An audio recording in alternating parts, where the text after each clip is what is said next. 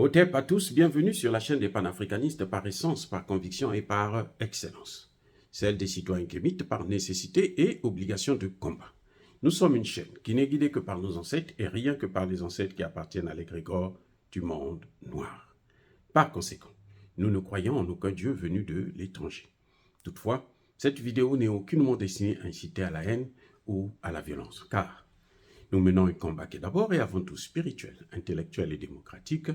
Ensuite, il est politique, géopolitique et géostratégique, contre l'impérialisme, le colonialisme, le néocolonialisme et l'endocolonat, qui sont tous qualifiés de crimes contre l'humanité.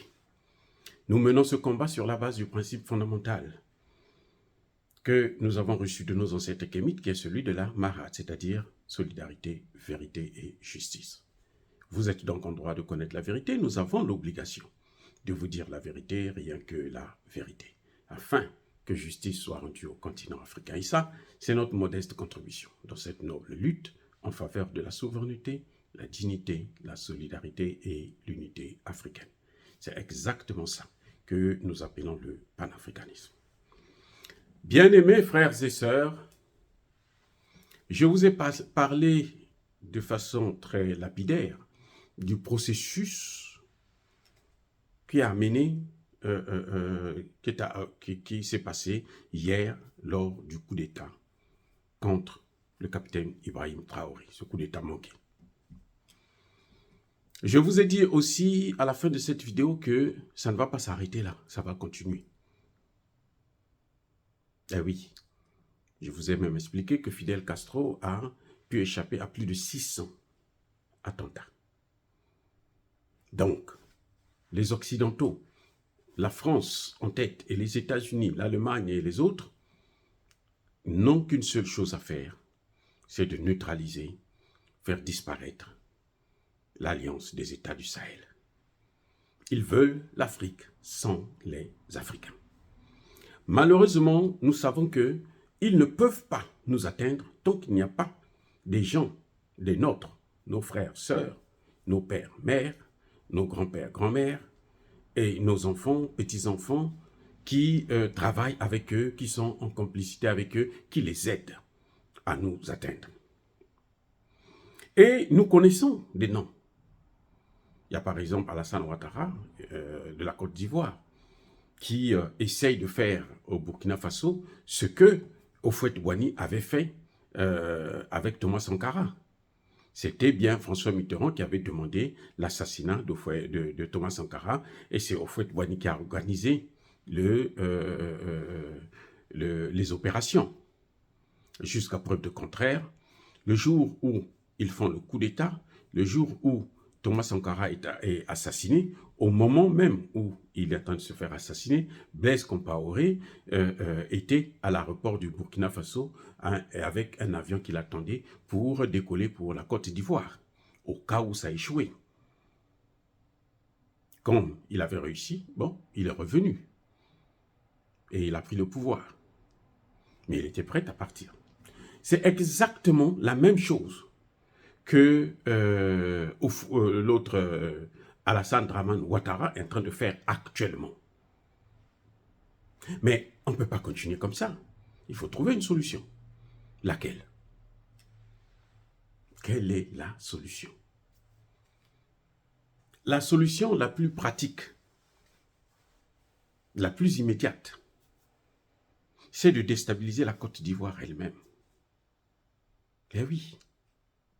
Puisque la Côte d'Ivoire déstabilise, elle a tenté de déstabiliser le Mali, ça n'a pas marché, mais elle continue toujours à chercher des possibilités, parce que le Burkina Faso, ce n'est pas le Burkina Faso en tant que tel qu'ils veulent avoir, c'est les États l'Alliance des États du Sahel. Ce sont ces trois pays-là. C'est le G3 qu'ils veulent carrément éliminer. Donc, comme on connaît l'exécutant, le maître d'œuvre, il faut donc agir sur ce maître d'œuvre-là. Ces trois pays, ou bien les militaires ivoiriens sérieux, doivent prendre leurs responsabilités pour arrêter, stopper net Alassane Ouattara. Il ne peut pas continuer à tuer des gens dans d'autres pays et puis lui, il est là tranquille, il dort tranquille, il s'assoit tranquille et tout. Non, ça ne peut pas continuer comme ça. Il faut trouver une possibilité de le neutraliser, peut-être pas le neutraliser, mais en tout cas, le déstabiliser, le chasser du pouvoir. Il faut trouver un moyen pour le déstabiliser. Ça, c'est la condition sine qua non pour avoir un semblant de paix dans la sous-région. La France veut absolument, elle a déjà occupé la Côte d'Ivoire, donc elle veut absolument reprendre le Sahel à partir de la Côte d'Ivoire, du Sénégal et du Bénin. Le Bénin seul, cette frontière, ne peut pas permettre à la France d'occuper, d'attaquer le Niger. Ils ont besoin d'une autre frontière un peu plus grande, c'est-à-dire celle du Burkina Faso, parce que c'est par le Burkina Faso qu'ils peuvent continuer à réactiver les terroristes qu'ils ont laissés dans la zone des 3 frontières. Et voilà. Et donc, l'autre chose, c'est que le président Ibrahim Traoré doit être radical, sans merci et sans pitié pour les auteurs de cette tentative de coup d'État. Il faut qu'ils aient une punition exemplaire et publique afin de dissuader d'autres Burkinabés. Surtout parce que s'il n'y a pas de Burkinabés, le coup d'État échoue. Vous savez, l'homme qui a transporté les armes et l'argent de la Côte d'Ivoire au Burkina Faso, c'est un certain Bamouri Ouattara, qui est le cousin de Dramane Ouattara. Il était le directeur général de la Poste du Burkina Faso. Donc cet homme-là, des gens comme ça, quand on les prend, quand il a des preuves, quand ils sont déclarés coupables, il n'y a pas de complaisance avec eux.